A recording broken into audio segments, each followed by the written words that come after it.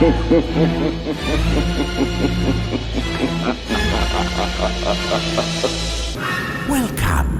to the Cult Classic Horror Show.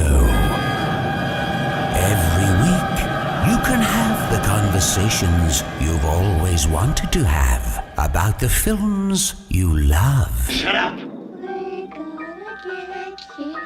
We're gonna get you. Not another peep. Get rid of your distractions and prepare yourself. Then lock your door. 5, 6, gonna crucifix. You got a big surprise coming to you. You're not going anywhere.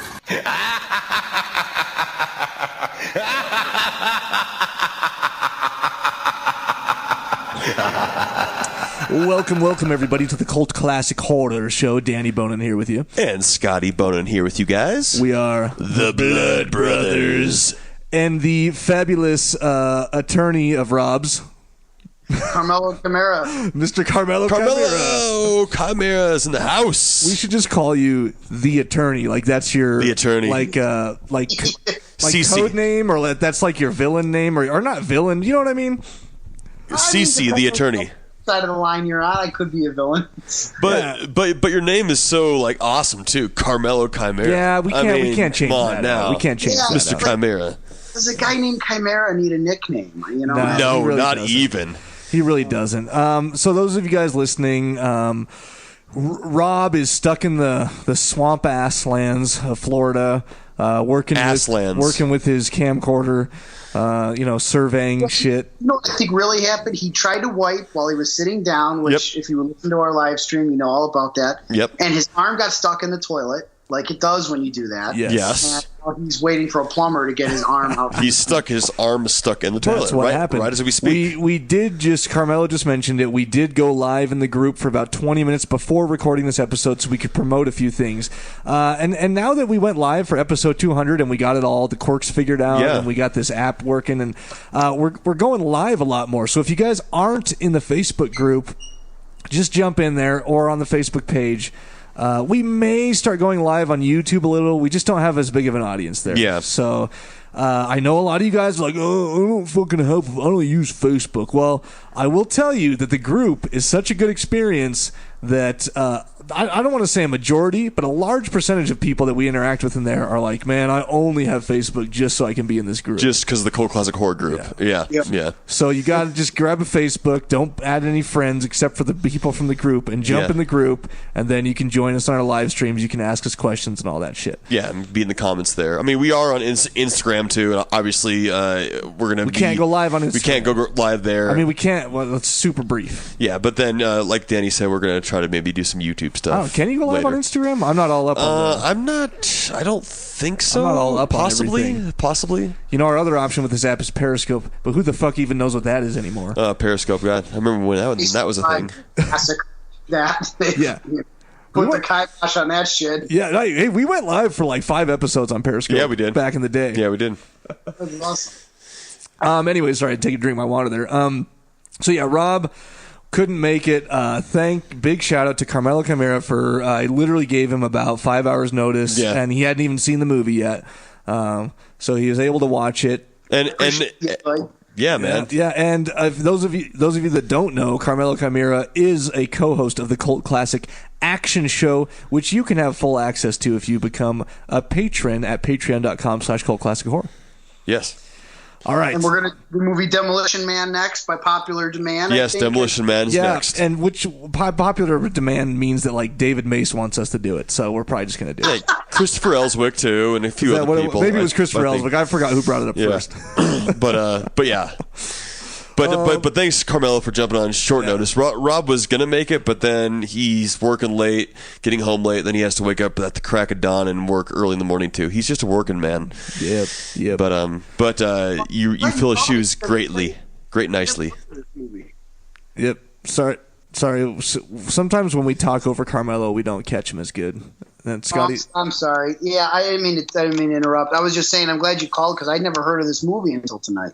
Oh, Yeah, nice. I never really heard of it till we got requested. Yeah, so me heavily.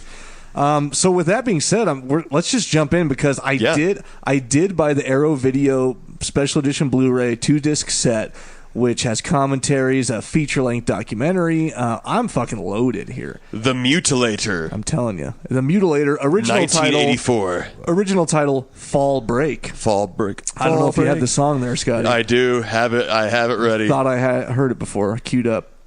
Original song. Not only does it have. Oh.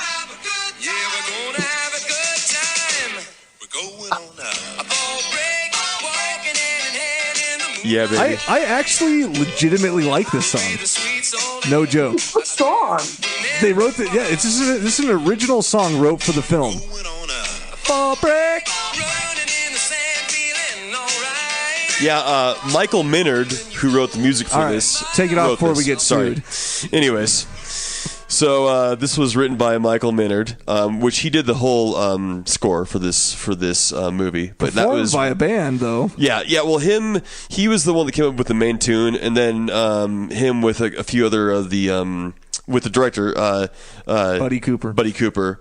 Kind of correlated it and made it one song, and then they got a whole band to do it, of course. So this movie has become a little more near and dear to my heart after studying into the backstory, because this guy just reminds me a lot of us. He was in law practice, so he's like Carmelo. He's pimping it with all the hoes, Oh, of course. Like I do. Yeah, like you do. Like you do. And he didn't say what it was, but he said he sold something. I don't know if it was a property or what. Yeah. And literally had $86,000. $86,000. And was like, half of me wanted to go buy like a small vineyard in France. He couldn't decide. And the other half wanted to just make a movie because he's been wanting to get into the movie biz his whole life. And he literally just took his $86K and made this movie. And he said it would have been a much better idea to buy the vineyard. Yes. But he studied. He did his research. He wrote, directed, produced. He sort of did his research. He talked about, this is Buddy Cooper we're talking about, the director. And the producer and the writer. Yes. He was the writer, too. Yes. He was wanting to get into the film business, was going to go to film school, and ended up reading an article in some accredited magazine, that was like, if you have the chance to go to film school or you have the chance to work on a movie, you should definitely work on the movie. You'll learn so much more. And so he said, fuck it, I'm not going to film school. I'm going to just make a movie. And then he ended up taking a 3-week course in screenwriting at this university, and also a short course in film production. But it was at this screenwriting course where he met, I think he's credited as co-director, and I forgot his name now. John Douglas? It is Douglas. John Douglas. He was the teacher of the screenwriting class. He got him to sort of help out and come down and do the film. I say come down because I think he took the class in New York, and then they actually did all the filming in North Carolina, which is where Buddy lived. His whole family was from. Mm-hmm. And his family owned a motel right there. I feel like I'm going to be talking a lot. So if Carmelo, you just want to like shoot in there and we can kind of go through. We'll do like facts and the movie stuff too. No, so I'm sort of learning from you as we go. I did do a fair bit of research. I found a really good article with an interview with Buddy Cooper, but I didn't realize he quite was so self-made. I'm sort of like super inspired because I love anybody who doubles down on their dreams like that and just fucking does it. Like, fuck everybody else. Just I want to make a movie. I'm going to fucking make a movie. It's so cool. He's not in L.A. He's just in his hometown. Yeah. He's like, hey, he got the crew. He got the special effects guys. Yeah. He got everything. Well, and I'll go into some detail here with a lot of that stuff, but just know, just as a general blanket statement or paragraph here, is that they filmed it in his hometown. It was very much a small town, and everyone knew him. Everyone knew his family. His parents owned a motel on the beach there, and so they housed everyone in the motel. They housed the effects team in there. They shot at a beach house condo just right next door to the motel that they rented out, and everyone was like so helpful. The police chief was like blocking traffic for them, and because everyone knew everybody when they would shoot a big effects gag like outside. You can't tell on screen, but there would be like 100 people watching. Yeah. Like everyone, like the fucking neighbors all came out and they're like, "Oh, they're doing that movie down the street. Let's go watch them do that gag." And it was like the biggest thing that hit the town in like a while. Like, oh my god, this movie's happening. And you know what? I don't think that happens these days. I think as the biz, quote unquote, has taken over and gotten this reputation, I think you're going to be hard to find a whole police force that'll work with you to shut down streets, and they probably didn't pay him anything. Yeah. And apparently, I just want to, before we leave that note, we heard about this before in Night of the Living Dead. When Night of the Living Dead was made, and George Romero over in Pennsylvania there, literally, I mean, all that searching going on, with the chopper, even with the news chopper, the police cars, the actual policemen, he just called him and was like, "Hey, you guys come down and like act out a search party," and they're like, "Yeah, fuck it, why not?" Yeah. Yeah. Like that does not have literally the news helicopter took off and flew around and they filmed in it, like acting like they were covering in the movie and just for free. That's so funny. You were touching on that motel. I was touching a lot of things. So he does. I'm kind of far away from the desk here, but anyways, buddy, not Steve's red rocket. Steve was just right by me, and I saw his red lipstick rocket. But Buddy Cooper actually owns his parents' motel now. So it got passed down to him, but I he's still doing some film stuff, but I don't think a lot. But some of the cast and crew that were on the Mutilator actually work at the motel still, like now, like right now, So I don't know if this like really turned down service really went where they wanted it to go. I know I was talking when they were interviewing like the third effects guy they brought on. They were interviewing. I don't know when this interview was done. I think 2015, I think, or 2015 was the memories that I saw. And the guy is like, "Of course, I work at the motel now," and blah blah. Yeah. Like, oh shit. He's like, "Good for you." Yeah. It's right on the beach though. It's a nice area. Yeah. So fucking A, I do it. I'm sure the real estate has Call Classic Field Trip. Yeah. We should. To the beach in North Carolina. Do you know what the town in North Carolina? Oh shit. Fuck, forget it. Field trip canceled. Well, it's somewhere on the coast of North Carolina. You guys. We could look it up on the south. Quick. I don't know. It said it right then and there. I don't know. Is it not on IMDb? I don't know. I don't see it here. Anyways, it's probably Googleable. But anyways, yeah. All right. So I'm just. All of that being said, just know that it was this really family friendly thing. A lot of people were involved. It was like this small town feel, and that was what was surrounding this production. Mm-hmm. So anyways, so no, it was. What's that? I think it shows because I think like it seemed like everybody who was involved in this movie put a lot of effort into it, and for something that they must have known wasn't going to be big. You know, sometimes you watch these movies and you could tell from the overacting that people they think they're going to break in, and I didn't really get that. I'm not saying these are the best actors in the world. Yeah, because the acting was subpar in this movie for sure. There were some parts that were truly terribly acted. Oh my god, very very terrible. I'm going to be having fun with it. You know, just I mean, the first scene when they're sitting around after the gunshot and mom got killed by young Ed. Just the scene where all the kids, we first meet them and they're all surrounded at the bar and drinking beers and have a good time. Just that scene was just. I mean, they got better throughout the movie, but they were just like over laughing and over exaggerating. It's funny you say that because when I watched that scene, I thought to myself they were terrible actors, and then as the movie went on, I thought to myself they were getting better. And sure as shit, this movie was filmed in chronological order. It's seriously? Yeah. That makes sense. Obviously rare, but they literally were improving as they went along. Completely. I do find it hilarious when the acting is pretty subpar, which for me in this genre, in this period, it doesn't take away from it that much because it's sort of part of it, you know? It does not. Yeah. But I will say, out of the bad acting, the absolute worst acting were the two local convenience store Gas people. station clerks. Oh my god. When The lady was like, "Did you just get them to buy 2 6-packs?"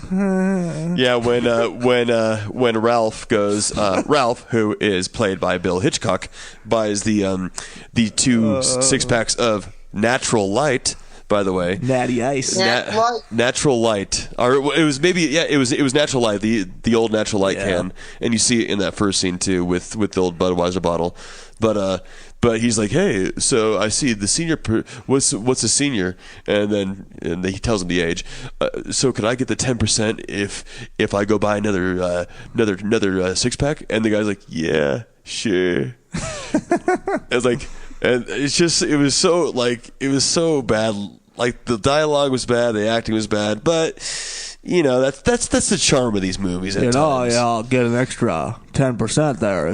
Judd, see, here's a good actor. If you get an extra 10% there, if you pull out your peeper. Yeah, peeper. And you let me twiddle with it. Yeah. See, he doesn't even need to buy an extra 6-pack. He just pulls out the peeper, then he gives you an extra 10% off. I twiddle with your peeper. Judd, get the fuck out of here. Peeper.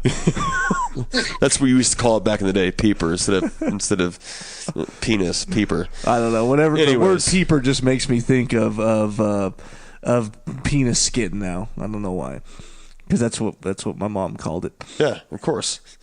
What you got? Your peeper there. Anyways, moving right along. So should we guys do you want to go through the top of the movie or some facts? Hold on. I want to know what Carmelo's traditional Italian mom called a penis back in the day. Exactly. Damn it! Why did you have to ask me that? there's a word for it in Italian, and I'm not going to say it on the podcast. But they just use the Italian word because it's not even. Here's the problem.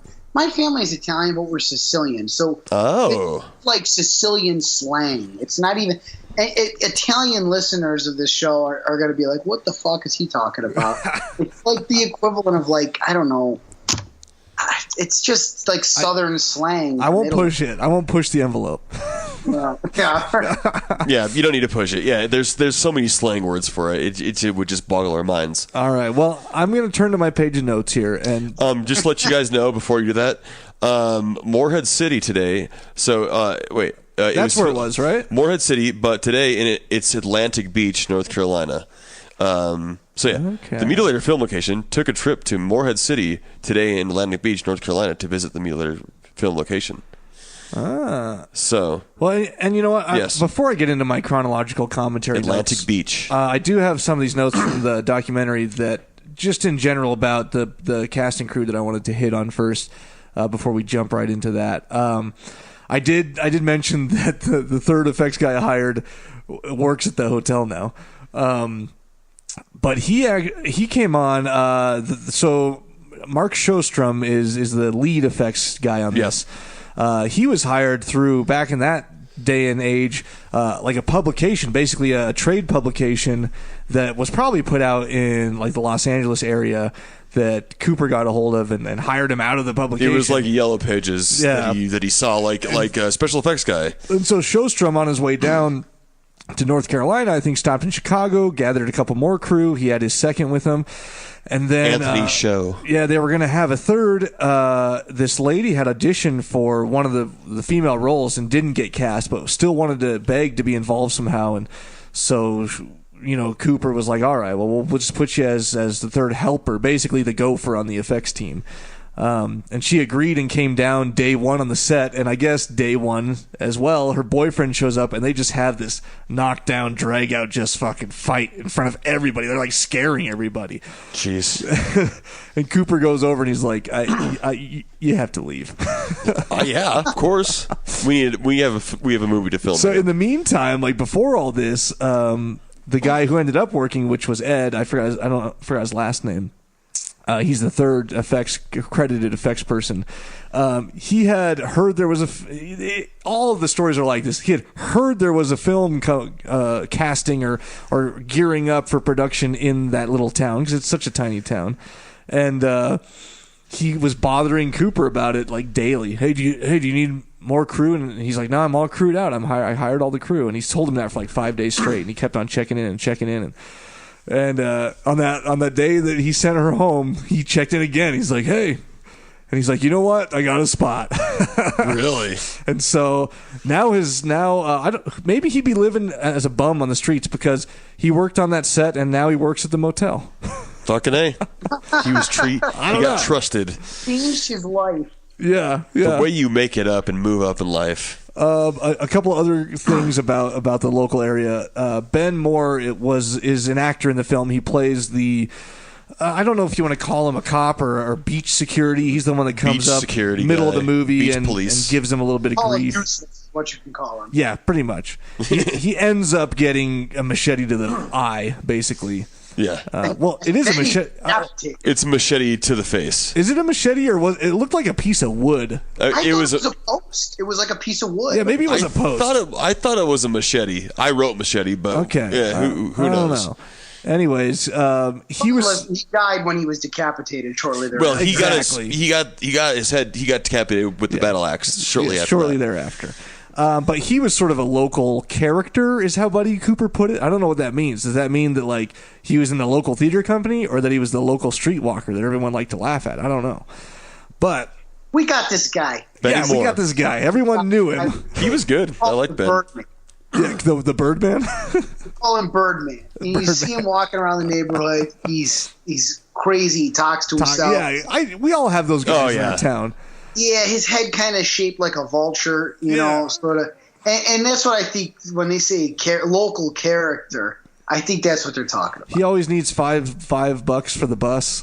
Yeah. Yeah, that guy. He's got the same hustle all the time. Yeah. I always ask to borrow money. Yeah, so I actually think he was like more of a respected person of the community, but I don't know. Who knows? He's done 4 other things besides this. So he basically told Cooper he was going to be in the movie, so he had that kind of status. I don't know what that means. He's like, oh, I heard you're filming a movie. I'll be in it. And he's like, oh, okay.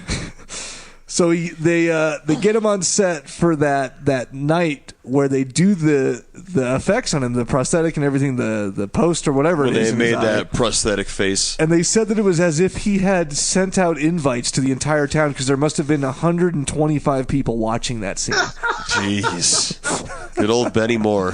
Yeah. I never get cast in anything. You don't draw a crowd. No, I do. I draw too big a crowd. Oh, that's what it is. See, that's why they don't want all those people coming. Especially. Jack Chatham, who plays the Mutilator, Ed Senior, Big Ed. Yeah, he for his audition he actually wore like 3 layers of clothing and some heeled boots to just give himself more of a intimidating appearance.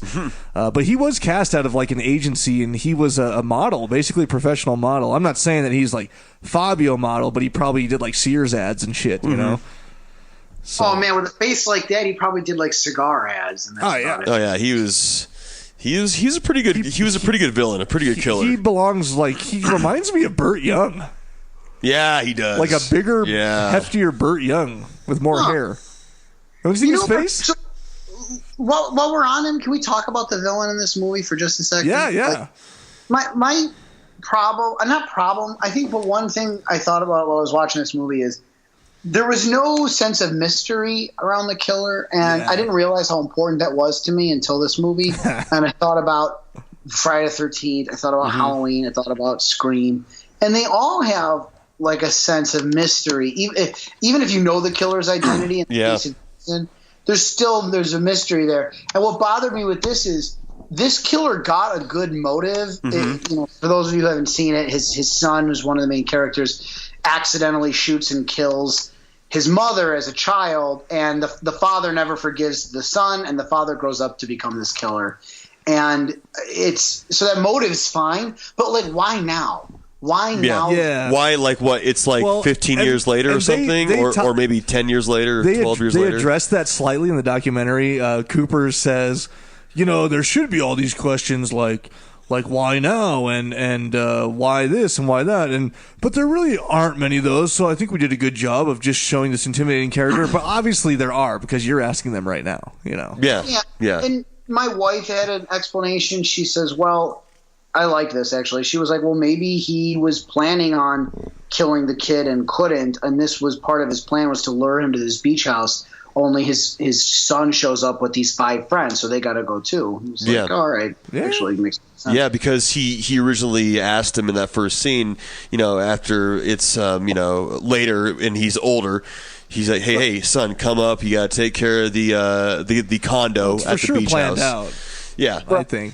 Yeah. Oh yeah, for sure. But then, and obviously, they get there, and Dad's in the garage waiting for them, and obviously, oh shit, there's more kids. It was, not traditional, because when they showed him there at first, I just sort of thought, at first I didn't think he was going to be the killer. I was like, oh, he's still there. He's like drunk and he's whatever, And then slowly I began to realize, I'm like, oh no, he is going to end up being the killer, and we already know this now. By the way, sorry. Go ahead.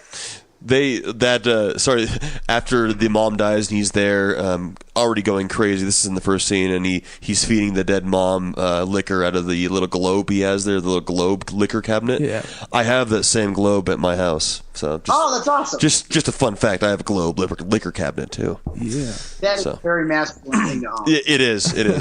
Thank you. Anyways, So back to that. My thought on this villain is I think the movie could have done something that would have been a little more memorable if you are meant to think it's the father then, because he has the clear and obvious motive, and then twist ending, it's the son who is the killer. Yeah. Which brings me to my problem with the son is he's too well adjusted. He is. He didn't just murder his mom. He then grew up with an abusive father who took it out. He says it. He's like, oh, my father treated me like shit. He never forgave me for that. And Ed Jr. is like a super normal, affable character. Yeah, nice guy. Yeah. So it's I just think that this movie would have gone from normal slasher movie to maybe more memorable if it had that in the twist ending. Yeah. Yeah. No, I agree. A couple of these other quick notes before I get into the I keep saying that. They did have an open call in New York for actors and in Greensboro, North Carolina, and they did get a couple from each. So, I think Matt Mittler, who's the lead, came from New York, and I think maybe... There's a few from Washington, D.C., too. Yeah, from Washington. American University in Washington, maybe D.C. that's where they went. He went to the film school, was in Washington, not New York. Yeah. I'm getting them mixed up. Well, there was some from New York as well, too. Some union actors. But another one of the more interesting stories is Bill Hitchcock. He played Ralph. Yeah, he played Ralph. He happened to be in a bar next door to Cooper's law office practice, and some guy in the bar was like, he just got to talking to some guy, and he told the guy, yeah, I'm an actor, and the guy was like, oh, they're about to film a movie here, and he's like, oh no, I didn't know that, and he's like, yeah, the office is right next door to here, the guy, and so he just walks right over next door, and he's like, I hear you're doing a movie, I want to be in it, and his was the only part they literally hadn't cast yet, and it was days until shooting started, and he's like, I guess come on in,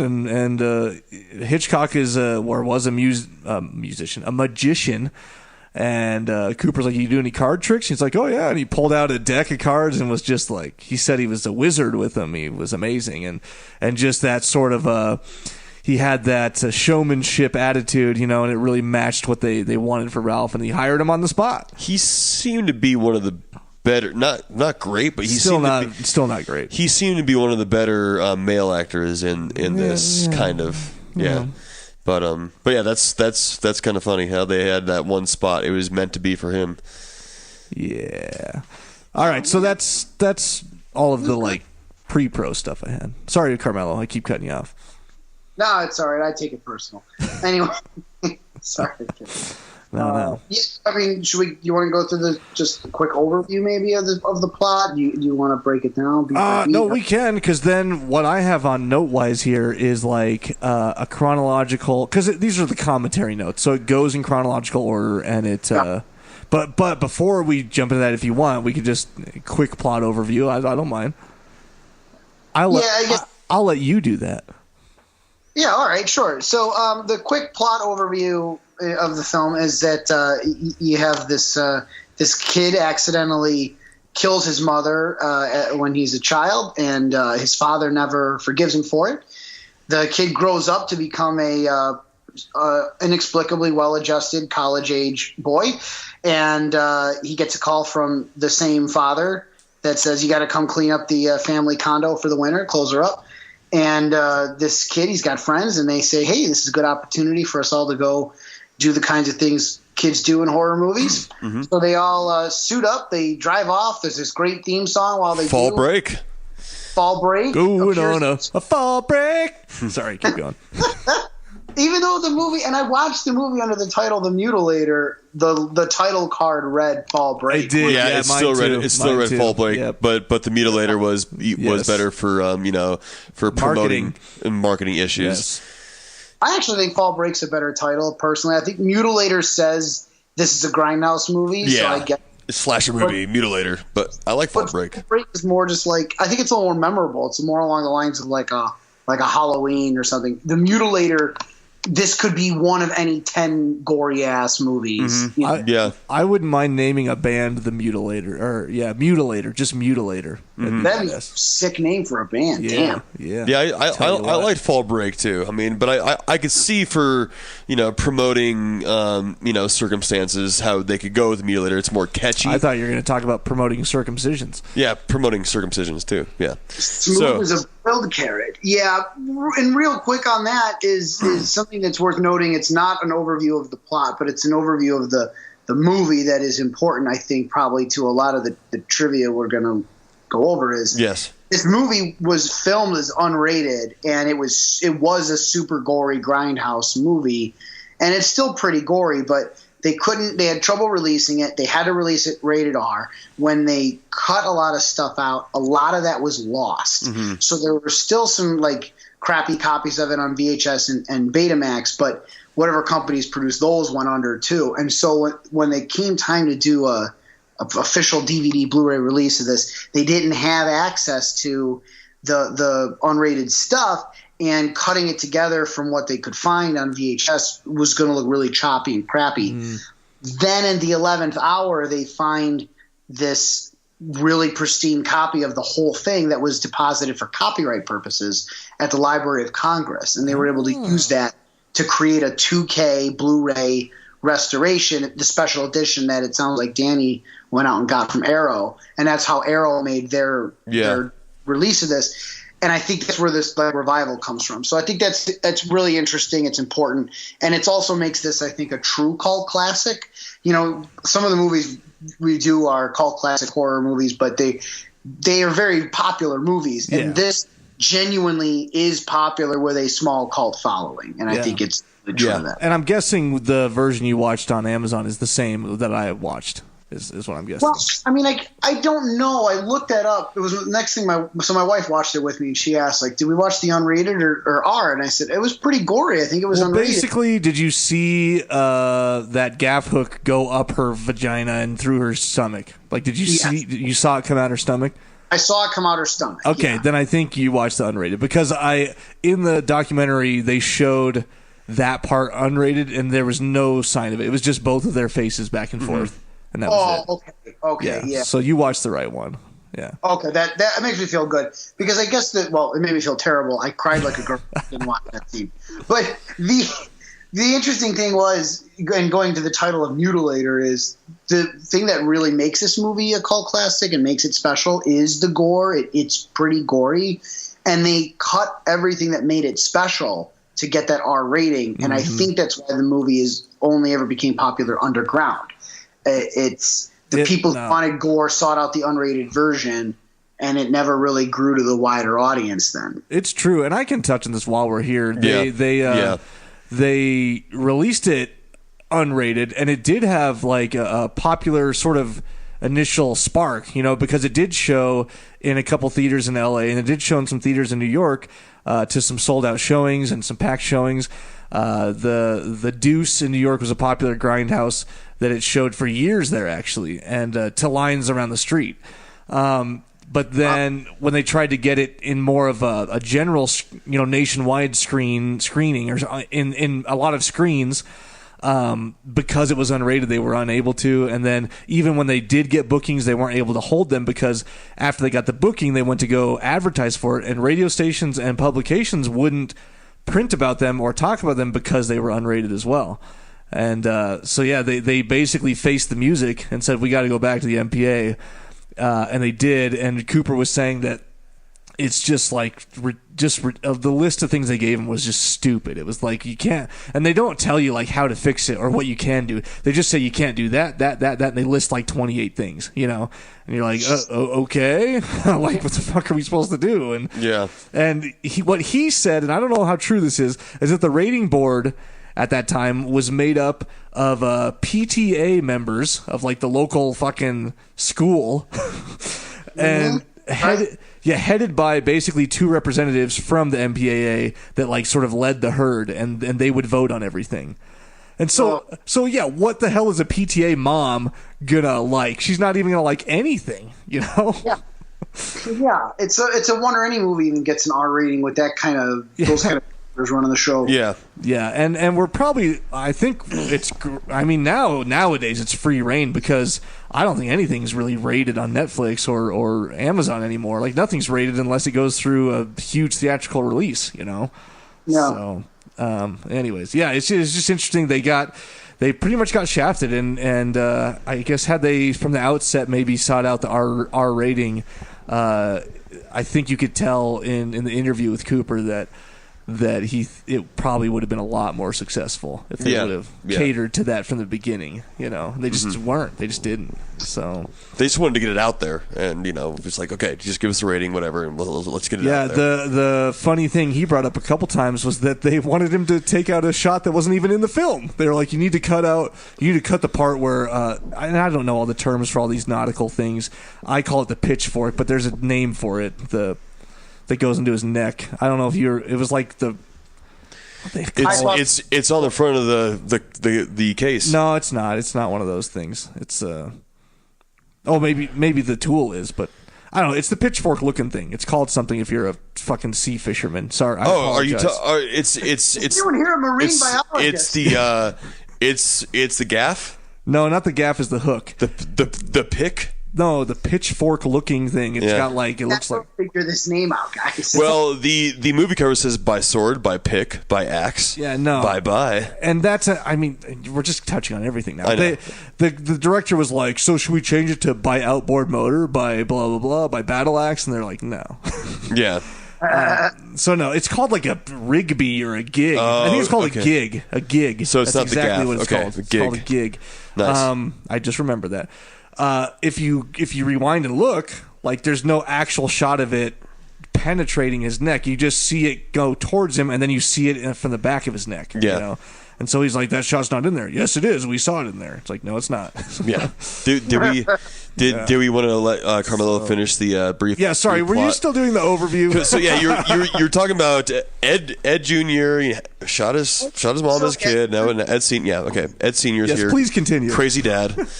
We got off track because the rest goes the way you think it will. Ed's father kills them all off one by one, and hilarity ensues. Yes. Yes. So we really did cover most of it. Great soundtrack. Yes. Yeah. Great soundtrack. Movie has 2 titles.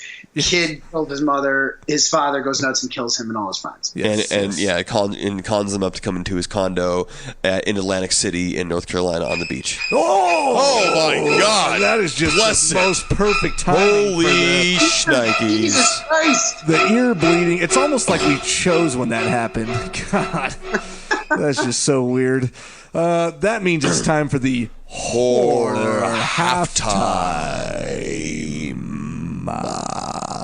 I'm looking at some memes right now that are awesome, and it's going to be hard to choose. I know, but we really do. Well, you know what?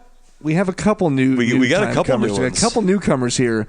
So all I can tell you guys is if you didn't win, just keep playing because you will because you're the only like 3 people that are new. Yes. We got 4. We got 4 new ones. Oh, no, 4. no, 3. 3. 3 is what I count. So But no, I'm going to go ahead. Are you going to choose it? I will choose it. So hold on, I'm pulling it up right here. Sorry, I've been on my phone, so it doesn't crash my computer. All right, so the horror freak of the week is Jason Liccardi. I knew you were going to say Jason Liccardi. He just got it all right here. He's got a meme of Rob and a jar of his pubes. To Kevin Costner from The Rob. Yeah. And then Judd. Judd in the corner saying, this meme is 100% Judd approved. Just how I like them, nice and smooth. I did like Patrick James Rufa's though, with when my screen was glitching, and with my I guess you could say they've already fleen it. Yeah, the made up word Scotty used last episode. Fleen. Yeah, so that was my vote. That's what the teens are saying. Nothing nowadays. against you, Patrick Liccardi, but Patrick James Rufa, keep playing. But Kathleen had a great one again. Cousin Kathleen up in the house. Yeah. Damon had a great one that I laughed at. We have Kevin Laval, David, Christopher Ellswick. I mean, Lance, Freddie. I mean, all the normals here. David Martin. Yes, you guys all had good ones. Christopher. So Jason, just shoot. I don't know if we're friends. You can shoot me a message, but you can shoot the page a message with your address, and then I'll send you out a nifty Cult Classic Horror Podcast T-shirt so you can represent us. Yes. And, nice little soft tri-blend, as long as you don't wear more than a 2XL, because that's as big as they go. It's not like Rob size. So. Although Rob's slimming down, though. He is slimming down. He's looking good. He needs to start replacing that with muscle. Sexy. Yeah, so cool. You know what? We haven't quite yet announced next week's episode, but we have a poll going right now in the group that I didn't create. I think Christopher Ellswood created it. But I just like to exercise my power every now and then. I'm just Yeah. And I sort of still want to do the Pumpkinhead series. Pumpkinhead's great. I just want to do that. I want to do it. So, and a lot of people want us to do some one-offers that are just classics too, which we will. We have just done a stream of 4 one-offers just recently. And we got asked to do. Jaws was up there too. Yeah, but a lot of people, you guys are getting picky because you're saying only do the first Jaws and ignore all the rest. But it's just my OCD doesn't really allow me to do that. We could still do that. So we could make an exception there. So I'm going to call it now and say that we're going to do Pumpkinhead. You're going to call it? Because I was going to do Pumpkinhead for this episode, and then we slipped in Mutilator, which is fun. Let's do Pumpkinhead. We're going to do Pumpkinhead. Unless we say it for Halloween 2019. No. Definitely put in a vote for Pumpkinhead. It's a great movie. All right. We're doing Pumpkinhead. I think there's 3 of them. Maybe 4? 3. We're doing...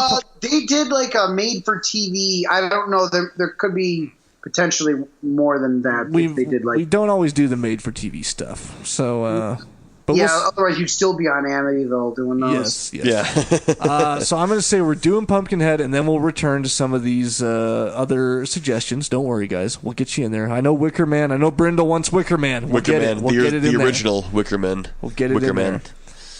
So, yeah, we're doing Pumpkinhead because I haven't seen him in forever, and I want to see him again. So we're going to do those. So get your memes in next week when we cover Pumpkinhead. Get your memes in for the Mutilator. And we'll get you can be the hoarder freak of the week. Guys that did memes for the Blob, they're new ones. Just do them for the Mutilator. And, just keep putting them out. We'd love to see you guys. All right. That concludes the horror halftime. Okay. Now I'm going to get into my commentary notes. All right. Cool. All right, we'll just go. So we already talked about this in the beginning.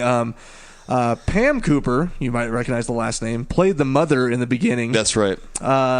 It's technically not Buddy Cooper's mom. I think it's his dad's wife at the time. So that helped him run the motel. Yeah, that was running the motel. I could be wrong on that, but he didn't say mom. He said my dad's wife. So I would think he would just say mom. Yeah, maybe stepmom. Maybe they were fighting at the time. Could be stepmom. Yeah. They had a different actress cast, and she last minute, couple days before, called in and just said, "You know what? I can't do the film. My religious views just won't let me do it. Religious issues, yeah." I just couldn't do a horror movie, I guess. I don't know, and so she bowed out, and Pam Cooper was there, sort of being the be all do all with catering and helping and all that. So she just stepped in and said, as long as I don't have to say anything, and she doesn't. She doesn't say shit in it. So that gunshot was a little interesting. Yeah, it was, all right. A little slow-mo blood, but it was good. We talked about this for 1984. We talked about this being a small town and family affair, and it was because Trace Cooper is Buddy's son, and he plays the kid. So Buddy Cooper's son. Yeah. Oh. Yeah. And then that must be weird then, because there's a lot of murder scenes with that poor kid. I know, right? He has the guy. He has Jack Chatham choking his kid out and slicing his neck with the battle axe. Yes.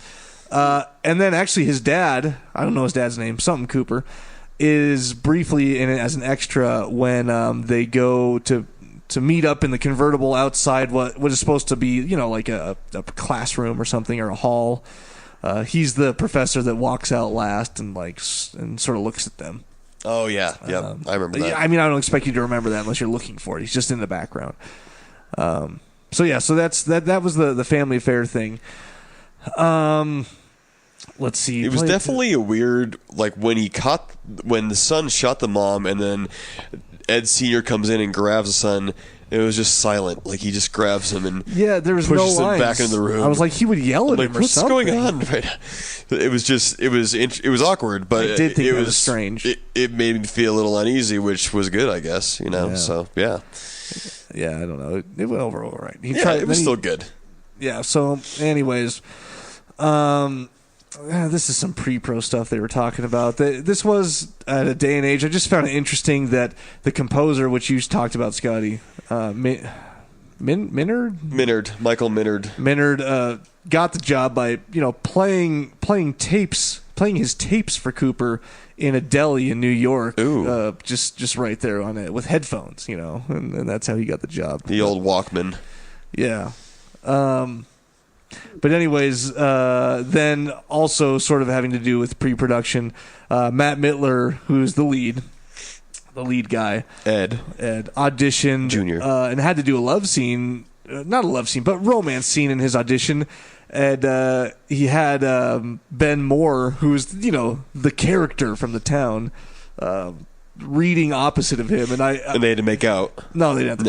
But they did show some footage from the audition. It was all grainy and old, and they had some footage of the audition, and Ben was reaching out and touching Matt's chin and things like that, and it was a little bit weird. How awkward.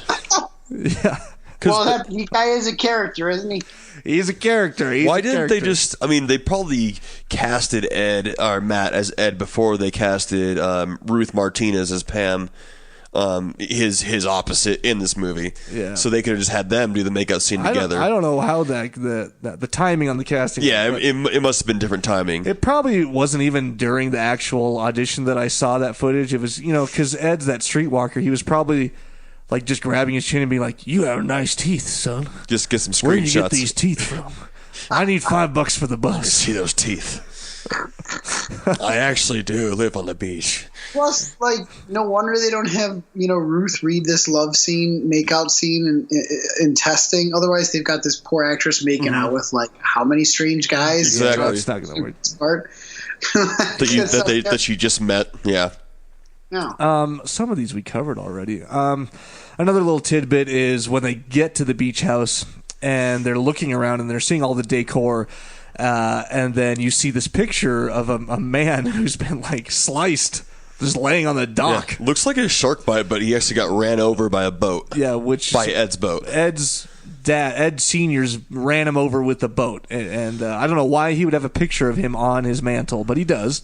He's crazy. He's crazy. And it is Ed Cooper. It is Buddy Cooper. Buddy Cooper, the director, in that picture. So. Bloodied in the little cameo appearance there. Heck yeah. It's actually kind of neat is when they first get to the condo and Ed Jr. is talking about his dad, and he says something like, "Oh, my dad bragged he hunted everything except for man." Yeah. Yeah. But that picture reads like a hunter's trophy. So it kind of makes you think that he started killing people, well before the movie started. Yeah. I think his first kill was Ice-T in Surviving the Game 2. Yeah, that's right. Of course. Yeah, that was never made. Well, all of his friends that were over there drinking with him, the night before or whatever. What happened to them? Because it wasn't Van Damme in Hard Target, because he could never hunt him down. Those are the only two people hunting movies I know of. well, this was based. What's that little like fishing iron thing that he throws at that target? It's a sinker. A sinker, yeah, a pyramid sinker. So you use it to sink your bait down or your lure down. To put on your rod. Yeah, and, yeah. So that's he was even crazy enough on your line. I don't fish, but I caught that much from it. But yeah. I mean, it's kind of cool. It took place on by the ocean on the coast. So all of his weapons were fishing tools, mechanisms, which kind of has a reminiscent to Friday the 13th. He had some fishing things too and whatnot, But yeah, so that was kind of cool where he had that fishing sinker that he had framed there too, and Ed Jr. knew all about that story, and so it kind of makes you wonder about Ed Jr. too. Like, is he in on this? Well, he is so jolly that you're like, is he a fucking psycho? Exactly. Too? That's what made me think about that. Just like Carmelo was saying. Yeah. We do also get introduced to that cheesy mask on the wall. Oh yeah, that was actually made by someone part of the crew, and it's painfully obvious that that's the case. And they call it a mask, but in no way could that be worn as a mask. It's like this heavy clay thing, Yeah, it looks like pottery. Which reminds me, did I fall asleep during the movie, or does that mask never play a part at all? No, it never does. They you know what? Wear it I have the note here. What happened is that was going to be sort of the centerpiece of Mutilator 2. Was this mask? Oh, yeah. That they got. And I don't know what the plot was going to be, but I think it was going to get a little weird, like something with the ethnicity of the mask and the history of it. Because his dad got the mask on a hunting trip in wherever he went. Yeah, I forgot. Yeah, but so yeah, it was going to have to do with the second one, and he said why they put a little bit of emphasis on it. But then there never was a second one. Mm-hmm. So tomorrow is promised to none of us. Movies that set up for a sequel are bold, but you got to make your existing movie stand on its own. This one does. That mask doesn't hurt this movie, but generally you see it all the time where movies set up a sequel, especially these days. Yeah. And, then they tank, and then you never get another one. Well, initially in these credits, in the script anyways, at the end of the credits, it had said something about something Mutilator 2 coming soon. Mm-hmm. And then they took it out, obviously, because... Smart. They probably lost some confidence. I don't know. They took it out because they were all drinking in the car on the way there, and there was a no open liquor law. So Mask seems to hint to me that, or at least at the time, it hinted that Ed Sr. would be killing these kids as part of the... Yeah, I thought he might be wearing the mask, and some kind of sacrifice, cult or something. Yeah. I do have a note here that what was the story behind this? Buddy, I think it was Buddy was talking about the day that he got set up for that picture that he took, so his chest and stomach were all slashed up, and he was like walking from where they were filming it back over to like his room or something. I don't know, and this like guy, and he's a southern. Buddy's very southern accent. Yeah. He's old. He's of the old school, sort of. So I'm not saying he's racist, but he's like, oh, this black guy pulled up in his truck, and I sort of like skimmed by he parked, and he sort of turned sideways to get by the front of his car, and that black guy he saw on my chest, and I swear I turned that black guy white because he was so scared. Mm-hmm. And I was like, should he be saying this right now? Yeah, I think I'm far too white to laugh at that comment. So. Yeah, I was like, okay, well, all the 68 and over fishermen are laughing right now. Right. So there you go. I just thought it was a little... That large contingent of your fan base that are... Yes. All the Judd Crandalls. We got those 60 and over fans here. I mean, that would have Burt Young rolling on the floor for 10 minutes. Burt Young and John Chatham, or whatever, probably good friends. And Jack Chatham. What the fuck? I always fucking forget his name. And Buddy Cooper? No, the guy from Amityville. Good God. James Brolin. Yeah, James Brolin. And James Brolin. He'd be rolling on the floor laughing. Yeah. Anyways, so I'm gonna. My next note is about the pool scene. Yes, this is where that's where the movie goes next. Mike and what the heck's her name? I don't remember. Yeah, Mike and Linda. There's always a Linda. There's always a Linda. Yeah.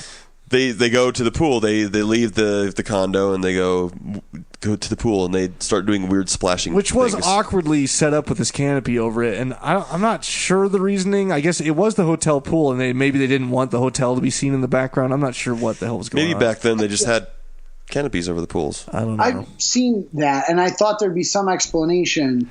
You know what what I heard in the commentary, and it was a little tough to discern some of what they were saying because of his heavy Southern accent, and then the audio was so different for some of them. Like some of them were near the mic and some weren't. Mm-hmm. You know, was that I don't know if it was in the script or if it was actual why it was like that. Is that when it gets a little bit cooler or something, they'll canopy the pool and move the plants in there so that they stay moist and stuff. I'm not sure if that's a real thing, but they were saying something about that. Maybe some of the humidity and stuff and keeps it moist and whatnot. And alive. Condensation. I'm not sure. Yeah. Well, regardless. Regardless, I take issue with this scene. It was a weird pool scene and very far-fetched. I want to hear Carmelo's issue. I didn't mind them swimming around. We got some nice nudity in this scene, which is fine. Mm-hmm. But the issue I have is, and I guess they maybe didn't think this through. So she was supposed to get killed with a spear gun from underwater. That's right. Yes. They botched that. They couldn't make that happen. No. So they were like on the spot. They were like, "Well, let's just drown her," which is totally fine. And I like the creativity. You know, I did a short horror film back around Halloween. I couldn't figure out how to kill my wife in it, so we were like, let's just break her neck, and we made it up on the spot. yeah, of course. Yeah, all of which is only fictional. But then, like, this drowning happens while they're both in the pool. So while Mike and Linda are swimming around, this third person gets in the water with them. Mike is oblivious. Linda is drowned underwater, thrashing around, and he gets up and he's like, "Where'd everybody go?" Yeah. And how do you fucking drown somebody? Pardon my Portuguese. How do you drown somebody in a pool while someone else is right there and they don't even notice? I mean, the guy could have just like. They still could have done it. Mike could have freaked out, got out of the pool, ran, then like slipped because he's like wet.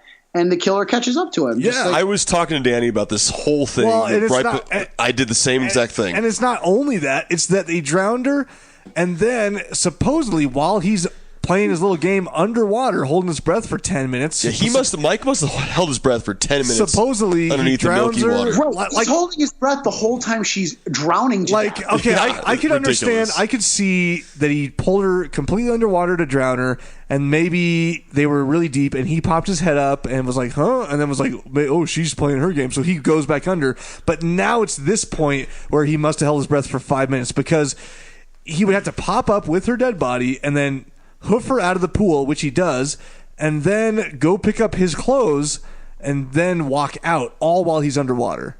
There's no way. There's just no way. No way. Yeah. I mean, they did say they poured milk in the water to make it look more cloudy. Well, you know what? They didn't say why they did it. They just said we had to pour milk in the pool. And I can only assume that it was to make it a little more cloudy so that the nude scenes were a little more coverage. I don't know. No, actually, in fact, it probably prevents herpes. Yeah. There were some good lines in there. The reason baked into it, the lights go off once or twice while they're in the water. And they could have just as easily been like, "Oh, the lights went off. Let me go get them." Yeah. You know, he goes to the switch. "Oh, the switch isn't working. I'll go outside to the breaker," and then then that's when it happens. Yeah. A side note, or not a side note, but before we pass over the drowning, you already talked about it, Carmelo, but yeah, they were supposed to have, she's floating, doing a back float. From above, an aerial view, you're supposed to see a spear gun go straight through her torso and sort of pop out and like spread its things on the tip and then sink back down on her chest, and blood's supposed to be splurting everywhere. And they had actually a really good torso made up and painted and everything, and they could not get the damn thing to pierce through it. Yeah, and they had the mold on her, the girl who plays Linda. Pool water was freezing. Yeah, and it just wouldn't work. So she had to go through all this shit for it. Showstrom was like, finally went to Buddy and was like, this isn't going to work. Frances Rains was the girl's name.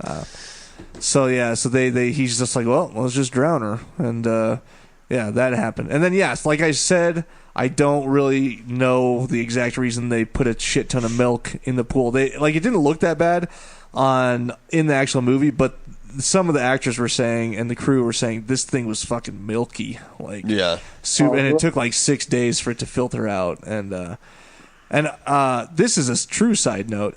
Speaking of milk in the water, when we covered Alien Resurrection, they do in that whole complete underwater sequence that was the hardest thing to film in that movie, if you recall it, when they're underwater in the kitchen. That was a ton of milk in the water there, and not only milk, but food particles like lettuce and carrots and things that just became smelly and putrid after a couple days of filming on the set of Alien Resurrection. So I can only, imagine a ton of milk in this pool. Mixed with chlorine and whatnot and what else, So then after this, we obviously see Mike, there's a trail of his clothes that lead him back to the house. Back to the condo, and he's like, oh, which this guy might have been the worst actor out of all of them. It's pretty bad. But anyways, this is where we see the first kind of bloody, gory kill with the chainsaw. Yeah, well, it's not a chainsaw; it's an outboard motor. And I thought it was something different. I didn't catch that my first watch through. I didn't know what the fuck it was. I was like, "What is this?" And then I watched it. Yeah, I had to freeze. Yeah, did you catch it, Carmelo? I mean, I thought it was a boat motor when I saw it because everything was nautical themed so far. Okay. Yeah. Which also makes, I don't know, that doesn't really hold up to me. So was it? Well, there's a battle axe. Is it like a propeller or something? Yeah. Because there's a battle axe. Yeah. That's not nautical. From the back of like a motorboat. A little motorboat, like the motor that you would steer. Okay. Yeah. He just lifted the whole thing up and had the blades on it. Got it. Yeah, I thought I did a double take and I had to pause it and go back because I thought it was a boat motor, and sure enough, that's what it was. I thought it was like a weed whacker or something. Yeah, I thought it was like a hedge trimmer or something. And then when I watched the commentary, they're like, "Oh, and the outboard motor here." And then right when he said that, I was like, "Oh, it's an outboard." Okay, yeah, I see it. But yeah, this is Maury Lampley who plays Mike, and Mark Showstrom, who did the special effect. This was his main one. You were supposed to see part one of it. You were supposed to see it go into his torso, and like the whole boat motor go in and all graphically, but I guess they used latex for the skin. Yeah, well, what I just to add to that, in the documentary, it was actually a sack of like guts that they had. On his stomach there, covered with latex, and so it was supposed to. And they set up this whole scene like they put plastic all over the walls, and they were ready for this explosion of guts and blood. And they were even like, hey, fire in the hole, like be aware, And then they went to shoot it, and this motor would not cut through the sack, like no matter what. It would just it would bounce off the latex it was sack, like flopping it around. It was not working at all. And then Mark, the special effects guy, said nowadays he would have used soft gelatin, which would have ripped right through it, and blood would have been all over the place. Yeah. But so it didn't come off the way they wanted to. But part two of the kill, obviously, you see his point of view. The killer's point of view. The chest is all cut up. The chest is all mangled. And to torso. Try and make up for it, they just used a lot of like blood spray from coming from the outboard motor, which I thought it looked pretty good still. Yeah, that was all fine, and I thought his injuries looked pretty cool. But this is probably a good example of maybe the worst acting in the movie. Yeah, that guy, the orgasm acting. Oh yeah, when he gets impaled. Well, just when he's getting cut up, he's like, his head's like shaking back. He's like, so bad. Around, like, fuck. I would like cut. Okay, no. I said cut, and I'm the viewer. God. Yeah, he did not do great. And apparently him, played Mike, Maury Lampley. After he got killed, he went off and tanned on the beach that was nearby. He didn't hang around the set. He went and tanned and hung out on the beach. That doesn't surprise me. But the other characters all hung out on set and was like they were supporting everyone after they were killed off. Sorry, guys. A lot of people died. I did watch the video that whoever sent about the apparently kid, and it was fucking hilarious. It totally reminded me of how we and mostly Scotty can say apparently a lot. Did I just say apparently? Yeah, twice. Okay, well. But you have to watch this kid. I'll have to watch. It's like this 7-year-old kid who talks like an adult and a news reporter tries to interview him after he gets off a ride. He's like, well, apparently I've never been on live TV before. Apparently the ride is apparently I don't. It's like the funniest thing. Is he like Matt with definitely? This guy Matt, he says definitely a lot.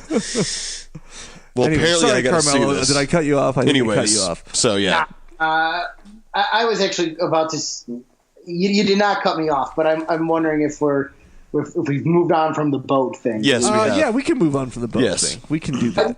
I just didn't know if we did move on from the boat thing. Well, if you have more to add, I don't want. We don't have to move on. Well, after that, we see Ed Senior, the Mutilator, as like we could call him.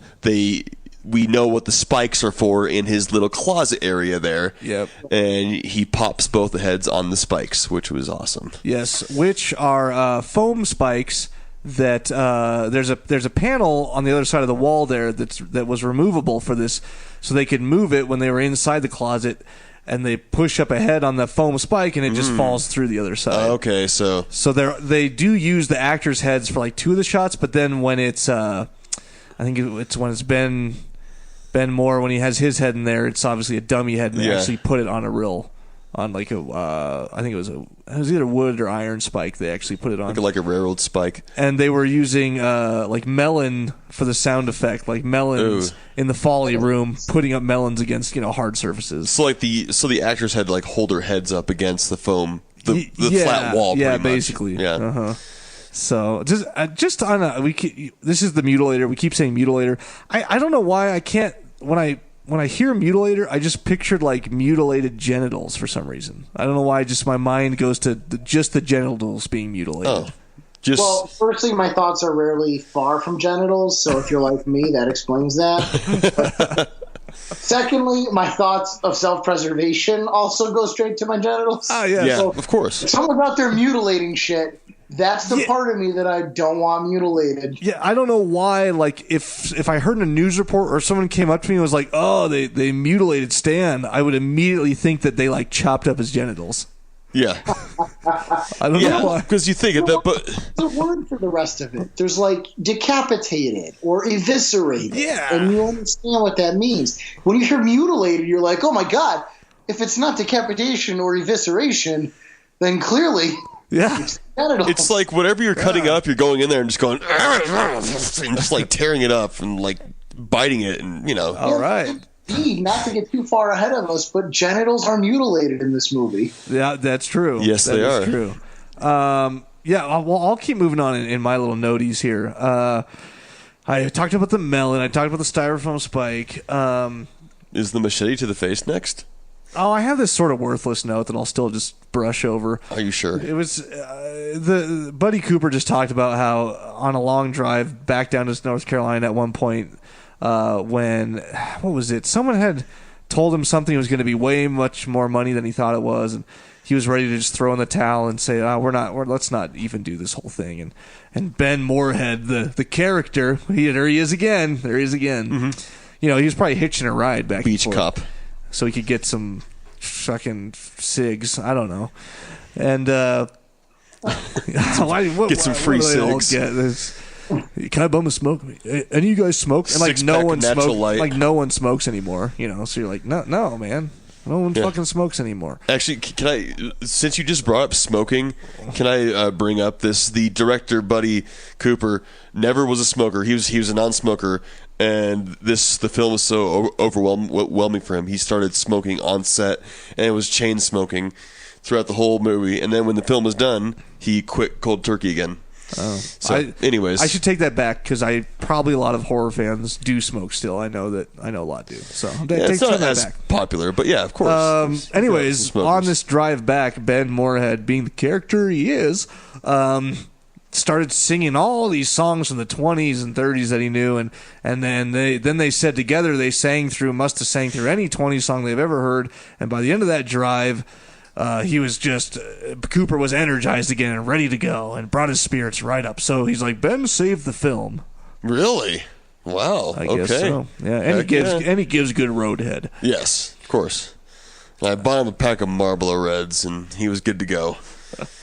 Yeah, I already talked about people lining up to watch his death. Let's see here. So his death, yeah. You see some moonlight off the water a few times when they're on the beach. That's not real moonlight. They put like a large spotlight on the edge of the pier sort of towards the end there, or out in the ocean there to create that effect. I thought that was a light. Just to give it a little more high-budget feel and some ambiance. And then, this confused me while I watched it, and then I got some clarification on the commentary here, but they're playing that blind man's bluff game where they all go outside, one person stays inside, and then they hide, and then the people are supposed to come in, and then one at a time, if you find the person, you hide with them until everyone is hiding together and everyone has found them, Which before they played blind man's bluff, they were playing Monopoly, and Ed Jr.'s like, why can't we play a game we all can play? Let's play blind man's bluff. I'm like, can't you play Monopoly with more than two players? Yeah. Anyways, so I found that kind of side note on that, the Monopoly the game was in French, is what Douglas said. John Douglas? John Douglas said. Yeah, one of the second So I don't know director. why they would have a French Monopoly game. But anyways. So yeah, they're playing this game, and while I'm watching it, because it's pretty bright in there, I'm like, are they supposed to have their eyes closed, but they keep peeking a little bit? That was so weird. I'm like, are they peeking, but they're not supposed to peek, and they have their eyes closed? And I was like, oh, okay. They were acting like they couldn't see at all. Yeah, I'm like, I'm not sure what's going on here. And then in the commentary, it's supposed to they're supposed to be in pitch black, like they're replicating pitch black, and I just didn't catch that at all. Are you still there, Carmelo? Because now it says poor connection. I'm still here. Can you hear me? Okay, yes, good. You yeah, are. Good. Yeah, Oh, okay. It just went away now. So good. So I don't know if that confused you guys as much as it confused me. I was like, are they supposed to have their eyes closed? Is it supposed to really be that dark, even though it's not that dark? It confused me because they were feeling along the walls and stuff, and like it was. I think it was supposed to be pitch black, and that whole sequence was just. Sorry, go ahead. No, I was just gonna say, and that's what I found out is that it was supposed to be pitch black. And they just played it off like that. So obviously, so we could see with the camera. But they should have made it darker than that. Yeah. Well, yeah, and they could. I guess they could have. But the whole sequence to me seemed dumb because I thought when they explained the rules, oh yeah, this is the perfect way to pick these kids off for a horror movie. That's terrific. And then nothing comes of it. I guess kind of tense when he walks in. They grab his leg, and they giggle. They don't know it's him, the killer, and then the killer leaves. Yeah. Like. Nothing fucking happens. Yeah, nothing does. What was the point of it? It was too late in the movie for that kind of a gag. People were already dying pretty quickly by that point. And like Sue, she hid in the worst hiding spot ever on the table behind the cooler. Yeah, that was bad. And what's with like Eddie's girl is Ruth, but why is Ralph always hitting on Ruth? Like they're always like cuddling and giggling together. Anyways, that kind of made me. I didn't really notice that. But yeah, I agree. The blind man's bluff was a little. It wasn't dark at all, so I could see easily. I don't have really any commentary notes much about it, but I thought it was sort of silly, but sort of cool. That little fast motion thing where he gets up and goes out of the room real quick. Oh, she yeah. says, if you go check on him and you come back, I got a surprise waiting for you.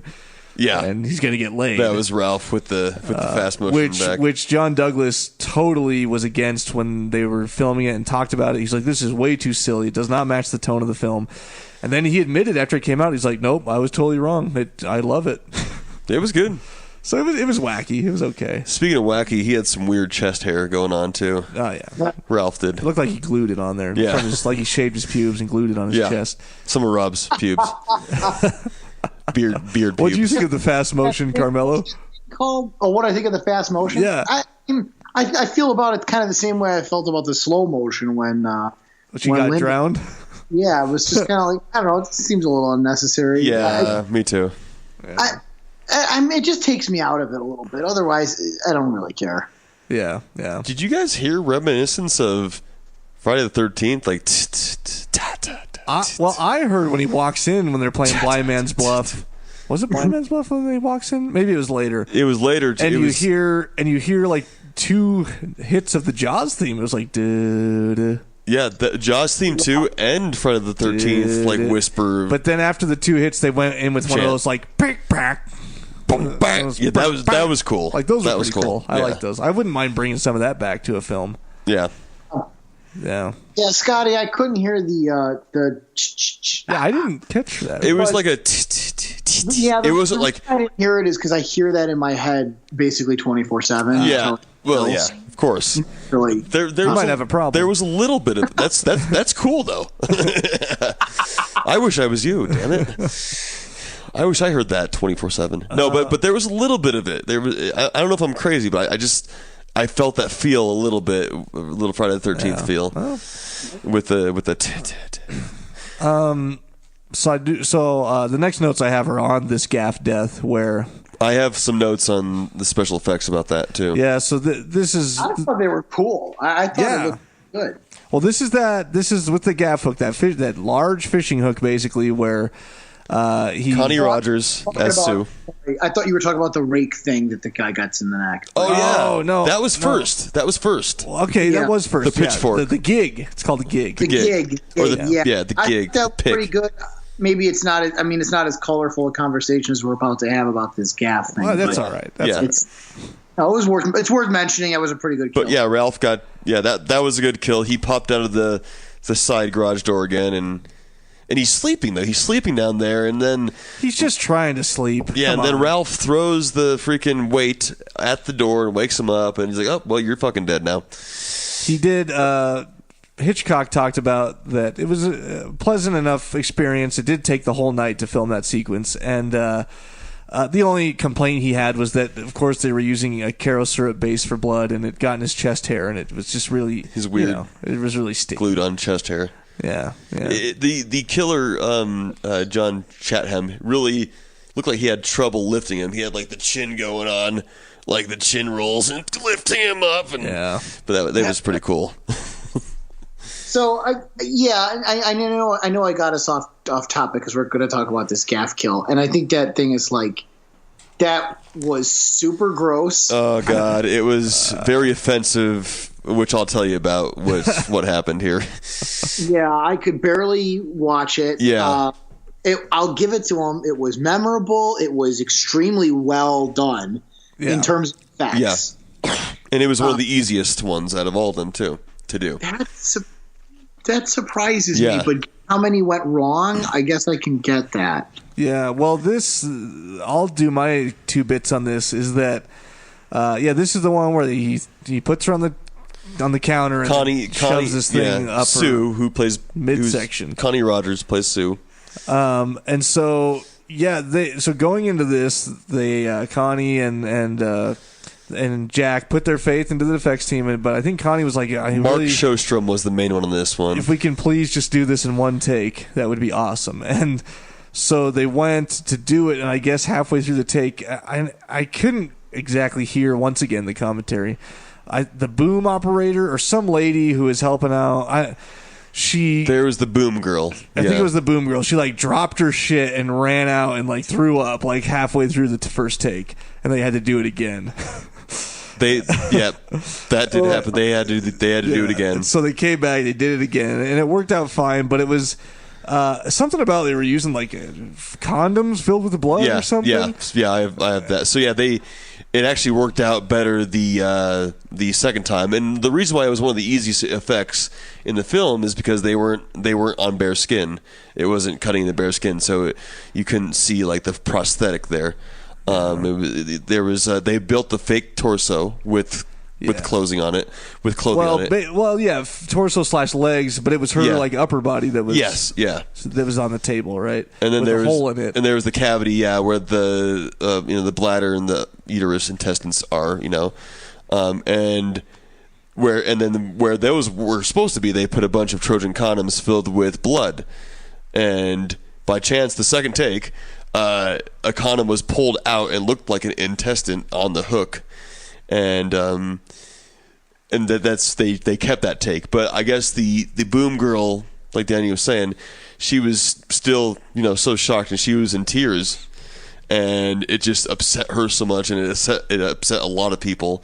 But it stuck. It's one of the most memorable deaths. It upset Helen 2 houses down the street that just came to watch all night. Yeah. What the heck? God damn it, Ben! Brought her kids out. Ben, why'd you drag me over here? And then she's yelling at Ben, and Ben just wants $5 for the bus and a bum a cigarette. Yeah. Come on. But it pulled off nicely, and it was definitely I winced and had to look away a second when they first started doing it. Yeah, that was pretty out there, and the movie really moves super quick from that point after, because they don't dick around long before they discover her, and Pam is predictably freaked the fuck out at seeing her friend gutted like that. Yeah. It's not Pam, right? It is Pam. Okay, never mind. Who's played by Ruth Martinez. Yeah. Sorry. Yeah.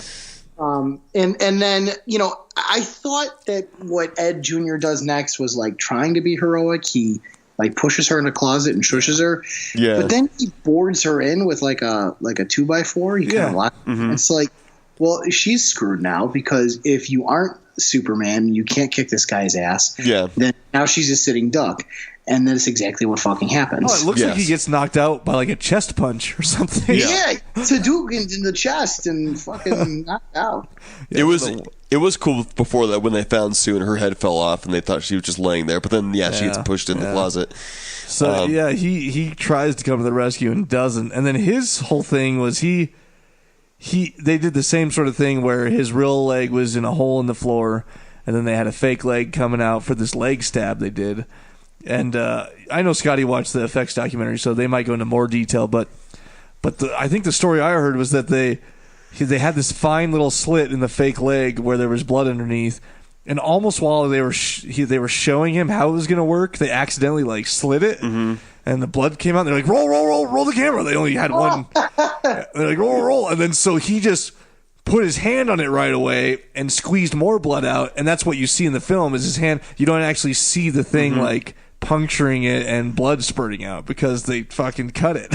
Yeah. That's funny. Oh man. Well, hey, I'm glad they were able to salvage what they did salvage from it. Yeah, I didn't have any more on that one. Yeah. And he said he was in that position for he says hours. I don't know how, maybe 3 or 4. I don't know. And they were overscheduled by this point by they went 1 or 2 weeks over schedule, and it was his birthday, and so he just remembers sitting there in that position and then them all singing happy birthday to him. Yeah. Which wasn't his birthday on Friday the 13th or something? I don't know. I was reading it, or it was someone was May 13th that year. Yeah, it was Mark's birthday, who was Mark Shostrom was the lead special effects. You just jump out and know that May 13th was a Friday that year? Yeah. And Matt's was on May 27th. Carmelo? Or is May 13th always a Friday? No, that's... Well, maybe I don't know enough about calendars. I don't know if that's not true. No, because this year... It fell on the 13th. Yeah. No, all right. But yeah, I guess if his birthday was on a Friday the 13th, it was May that year. Yeah, okay, all right. I thought you just randomly was like, oh yeah, May 13th was a Friday that year. I thought you just randomly popped it out. Back in 1984. Yeah. Yep. Yeah. All right. Well, yeah. So at this point, I gotta say 2 things. I actually thought this is when the movie got pretty scary to me, because one, the gaff kill, not just that it was gory, but that he held her down like that, just so coolly. Like everyone else, he's just chopping heads off or stabbing them. He picks her up, holds her down, By the way, it was weird that she didn't scream. Yeah, it was. Yeah, it was. That was weird. And he picked her up with one hand, and windpipe or something when he was holding her, because he lifts her up and moves her over there. But that's bullshit. She should have been like wailing. And, totally. And they had just Pam and Ed had just walked around the other side of the house, so they would have heard her right away. Yeah. Right, exactly. So that took me out of it a little bit, but I still thought the like pushing her on the table and then holding her down, that shit is fucked up. And then right after that, when Pam successfully defends Ed Jr., she stabs Ed Sr. with the knife, and they get in the car, and they're just like they're crying and they're holding each other, and then when on the roof they're screaming, and like that felt real to me. And the fucking car won't start. Yeah. And, we watch a lot of horror movies. We have a lot of fun watching people get like killed by slashers, and there's a silliness, there's a funness to it. But for a moment there, I genuinely felt the terror of like, oh my God, there's this maniac coming to kill me, and he killed all my friends, and what the fuck? It was good. And he happens to be my dad. Yeah, he realizes it's the dad, and I had a little note on the cigarette lighter burn on his hand. Oh yeah, that looked cool. That was a cool effect. Yeah, that was cool. And I guess that was sort of last minute. And what they say, the terminology they use is it was right out of the kit. Like they didn't. And really, what that means is that it wasn't prepped beforehand. It wasn't super planned. It was like, hey, you got the shit. Like, can we make this happen? And then they did. And they just did it right then and there, and it turned out pretty good, I think. Yeah, and originally Ed Sr. in the script that Buddy Cooper had, he was originally supposed to be cut in half by a drawbridge. Yeah. But obviously they didn't really have the budget for any CGI back then. What it was is that Buddy said that the town, or not, it wasn't the town, it was Decision, it was the state, had sort of tentatively given him permission to use the drawbridge for this sequence. And but then at the last minute sort of pulled out and said, no, we can't close down traffic that long. We can't do that. And so the drawbridge was the kind that turns sideways, not that like goes up and down. I've never seen that. Yeah, I don't know that I have either. It turns sideways to let the boats by and then turns back. In fishing villages or something. Yeah. Like. So he was going to be like, on that crease where it turns, and then it was going to cut him in half. But then they also noted that it moves so slowly that it would sort of be like, okay. It wouldn't have the full effect that they wanted. Like, go ahead. Like, it's just like waiting for him to cut it in half. So they just switched it to, the car backing up. The car backing up and backing into the cinder block wall, which I thought worked pretty good. That was awesome. Yeah, it was really cool. It was cool. Obviously, once he falls and his top half is there, his bottom half is buried in a hole in the sand, and then they have the fake legs. But they were fighting daylight on that shot, and it was like the last day to get it, and the sun was coming up, and they had hired the cop for one day, which was a guy that Buddy Cooper knew from law school or something. We knew him from law school. He was an amputee, so he actually was missing his leg, and a Vietnam vet. And so, the whole gag is that he chops his leg off, and then his leg's not there anymore. They pan away, and they see a prosthetic so leg. So obviously they put... He didn't have a leg, so that was easy to do. They just put a prosthetic leg on the ground, and but like I said, they were fighting daylight, so you can tell in that shot that it's almost like dawn, just about. I didn't mind that. Like, I guess I noticed it, but I didn't think it was a problem because maybe it was still the middle of the night, I suppose. But there is something about like coming up on the ending and seeing daylight as sort of the sun's coming up. Yeah, I don't mind totally. That. It's been a long night of murdering. Exactly. Yeah, I don't think that's a problem. Yeah. Yeah, I thought it worked good, and it's kind of cool. The dad's just sitting there, half his body's off. He's still alive, laughing, and he's laughing. He chopped, and he finally dies. But yeah, it was definitely a good way to end it. I definitely liked the ending. That's the end of my notes. I don't know if you guys have. The special effects guy, Mark Shostrom, said it's the best experience he's had on a film in his 35 years of special effects, and he's still doing it to this day. When he's not working at the hotel. Yes. Yeah. The last thing I had was, they have this kind of happy ending where they're in the hospital together. Yeah, that's right. and nothing yeah, really. yeah. When they see each other, they hold hands. Do you think I don't know? Do you think that adds to a horror movie? Is that too happy an ending? Is it better to just should they have faded to black on the severed body of the killer? Yeah, I don't know. I think it's it could go both ways. I think it was good to have them. They're frantically in the car. They're freaking out. They just seen his dad get torn in two. He's like, "That's my dad." And they're all sad, and then it comes to a happy moment. They hug, and then it ends. But this is, a slasher, and you kind of want to end on a bloody note, So maybe it could go both ways. I think. I don't know which one I like better. While watching it, I was sort of like, this is unnecessary. Yeah. I didn't really need it. I was like, I don't think it hurts it, but maybe it does. It tempers the last scare a little bit. Yeah. I don't know. And it's happy music and stuff and whatnot. Yeah, I don't know. Yeah, which one do you remember more? What leaves more of a mark on you? Yeah, so. But, right, exactly. What would be more memorable? Yeah. I mean, I forgot about that scene until you mentioned it. So I just remember the dad getting cut in half. I actually forgot about it too. So I guess I was yeah, there was. It really didn't need to be there, but.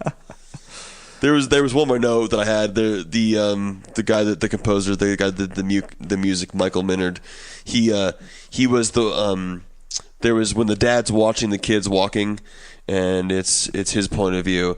You hear him breathing and grunting. That was actually Michael Minard, the guy, the composer that was doing the breathing loud into the mic and stuff. So while the killer was watching the kids. But yeah, anyways, the Mutilator. I thought it was awesome. I thought, I mean, the acting was subpar. There was a few things, obviously, here and there. It was very nostalgic. It makes me want to go on a fall break and bring a cooler. Fall break, for sure. Listen to that same song, nonstop loop. For sure. I like it. I like that song. It's it's a good catchy ass song. It is. It's catchy as fuck. Yeah. I don't know. I'm a fan. Yeah, I'm a fan of the Mutilator too. I thought it was good. I mean, like you said, it's classic. It's got some of the elements that are campy, but that's what we like about this stuff. The worst sin a movie in this genre can make is to be boring, and I don't think the Mutilator is. And I think it's got a bit of a slow burn, but once it starts, the kills are all really gory and creative, and it's neat. Yeah, and you kind of like the characters are likable too, and it's the story's pretty sharp, pretty solid. So yeah. Well, cool. Geez, we are obviously going a little long on this episode, but we had a lot of information, and we just love talking to Carmelo. Shucks, you guys are the best. We can. But we forgot this last episode for our live 200 because we're just so caught up in the moment. So we have to hit it this time as our normal last segment of What Did You Watch? What did you watch? Oh, yeah. We forgot it. Yes, we did. I don't know. I pulled up. I have watched a lot because we skipped a week and then we took a week off before that. So I'm probably not going to hit everything that I've watched. But let's see. I did watch. I'll start. So you do it. I watched a movie on Netflix called The Perfection, which actually is coming out on Friday night. I got an early screener because I interviewed the director, so a little plug for myself there. If you listen religiously, you probably already listened to the episode. I released it a couple days ago, but so look for that on Amazon, on Netflix this Friday. But it was pretty good. It's a nice little thriller, I'd say, with Steven Weber in it. I love Steven Weber. Heck yeah. As I always still say, I don't like the Shining miniseries that much, but I got nothing but love for Steven Weber's portrayal of Jack in it. Exactly. He did a good job. Yeah, and then I already mentioned this in our live, sort of intro to this episode, like the live stream we did before this episode. But I watched Terrifier as well because I should plug that again on the actual recorded episode. So this Sunday night, I'm guest hosting a live stream Facebook event on the Bad Anger Pictures Facebook page with Bad Anger Pictures, which is Dan Yeager, who played Leatherface in Texas Chainsaw 3D, and his partner Ron Scott. And Our guest will be David Howard Thornton, who plays Art the Clown in Terrifier. There'll probably be a couple other surprise guests. So that is It'll be awesome. Yeah, Sunday night, 8 p.m. Eastern. Go to Bad Anger Pictures Facebook page, and we will be live streaming from there. So check that out. Anyways, I watched Terrifier, and then I don't know that it's certainly not a horror movie, but it's within the realms of what we discuss. And I did watch that Extremely Wicked, Shockingly Evil and Vile on Netflix, which is Zac Efron playing Ted Bundy. Oh, how was that? And it's a great film. It just paints it in a different light. It doesn't show any graphic anything. It doesn't touch on any of the deaths. It shows it all from, I want to say, courtroom. The courtroom. I want to say from Bundy's wife's point of view almost, because you're sort of seeing what she saw, plus some extra that let you know that he is up to something, but you sort of feel for her because she really did think that he could be, like, this was all, like, he's innocent right up until the very end, and it just shows her point of view. So the movie sort of, if you were an uneducated viewer, you might be thinking, what, did he really do all this? But they didn't show you the part where he was, like, fucking corpses, Yeah. So Yeah. There's that part, too. In their eye sockets. So Yeah. Good Christ. Oh, Yes. my God. Anyways, yes. We all know. But Ted no, Zac Bundy's Efron crazy. does a great job. Yeah. He nails Ted Bundy. He does a good job with it. And then I did watch a couple. I don't have the viewing activity on it, but I watched some things that I recorded off, or I added to my on demand on HBO. I know I watched the newest Insidious, The Last Key. That was pretty good. Oh, yeah. I haven't seen it yet. Wasn't too bad. We already talked about how I watched La Llorona, right? I think I talked about that already. I saw that in theaters. You did? A couple weeks ago. Yeah, me and Kathleen went while you were in Mexico. Oh, no. I don't think maybe you did when I wasn't on. I think I did. Was it pretty good? Already. It was pretty good, yeah. And I know I've watched like one or two other things, but that's all I can really pull out right now. So whatever. You watch anything, Carmelo? Yeah, so my wife has never seen the Friday the 13th movies. She'd seen like one, and I really want her to watch Freddy vs. Jason because I love that movie. Yes, and she's one of these people who wants to see all of them like in order, and because she doesn't want to miss anything. And so we finished all the Friday the 13th movies. Oh, that's awesome. All right. Yeah, so I think in the last week I've watched 5 through 9, which I swore I would never watch Jason Goes to Hell again. But Yeah. I did. And But you know gotta what? do it. It was as bad or worse than I remembered. Oh, get it. It was so bad. Yes. The first 5 minutes are good. The last 5 minutes are okay. I like that 2 minutes in the middle with the Necronomicon. It does have there's some good it parts has the in Book it. of the Dead in it, right? On the shelf down in the basement Yeah, or whatever. it does. There's some good parts in it. Yeah. Yeah, but for the most part, it's trash, and the rest of them I like a lot. And now we're going to finish up Nightmare on Elm Street next. So, Yes. it's something new. I will say I'm looking forward to going to the theater this weekend to see Brightburn. Oh, yeah. Yep. I've seen previews for that. Looks pretty scary, so I'm excited. I did leave out that I watched another screener for a anthology film that's hitting theaters at the end of June called Nightmare Cinema, put together, and the through story and one of the short stories is directed by Mick Garris, who I think I'll be interviewing next week actually. And he has his own podcast, but he directed like Sleepwalkers and The Stand, I think. A couple other things, but anyways, I already interviewed one of the directors, Richard. Good God, I'm really gonna forget this. I don't know, fucking Richard. I interviewed Richard. He directed 30 Days of Night and Twilight Eclipse for all you ladies out there that like that shit. But I interviewed him a couple days ago, and so that film will be coming out in June. It's awesome. Mickey Rourke's in it. The voice of Patrick Wilson is in it. We will both be doing that. Yes. A couple of the girls from Haunting of or House on Haunted Hill, which that Netflix series, are in it. A lot of recognizable faces. So it's That'll be a lot of fun. so check that out in theaters, and then check out I'll be releasing the interview, and we might even do an episode on it because the interviews they only gave me 15 minutes with each guy. So we might do an episode around it. But anyways, sorry, Carmelo, if you had others. No, that was about it. Movie wise. Yeah, I didn't necessarily. I don't know if this is horror or not, but I watched. I watched the Meg, which it was not that great. The script was really bad. Jason Statham's awesome, and there's some good shark kills. So I did watch the Meg, and I watched Seven again, which is a classic. Morgan Freeman, Brad Pitt, which has a lot of gore in it for being Seven, kind of. So I watched that again, and those were the only two that I watched. Two movies that I watched.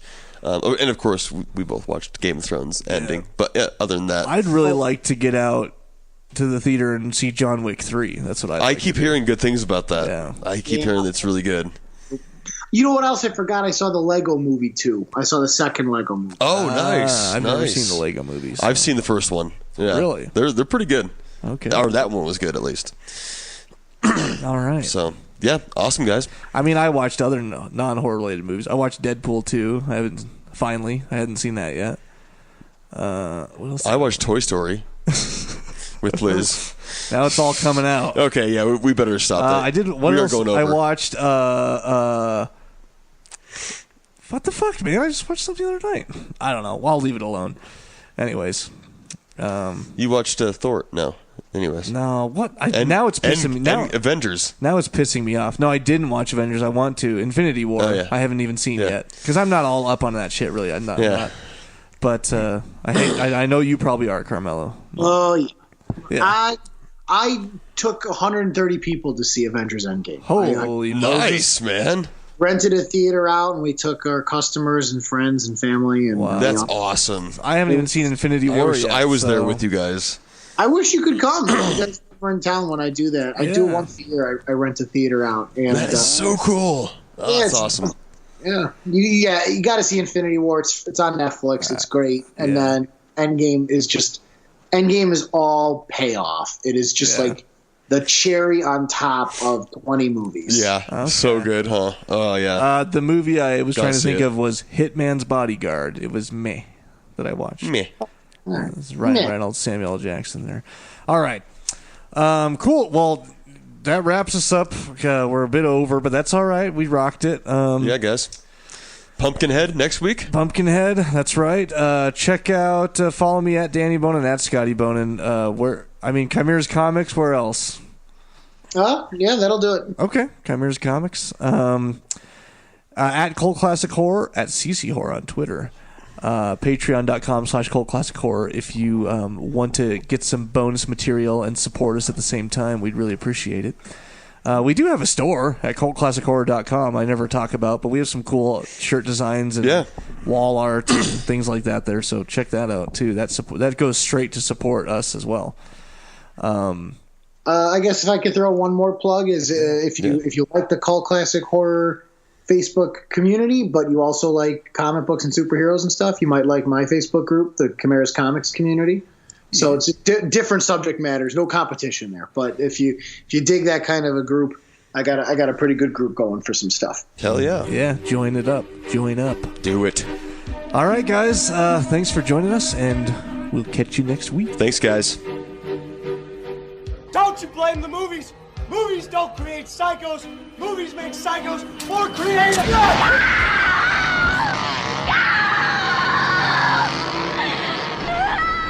Oh, yes. There will be blood.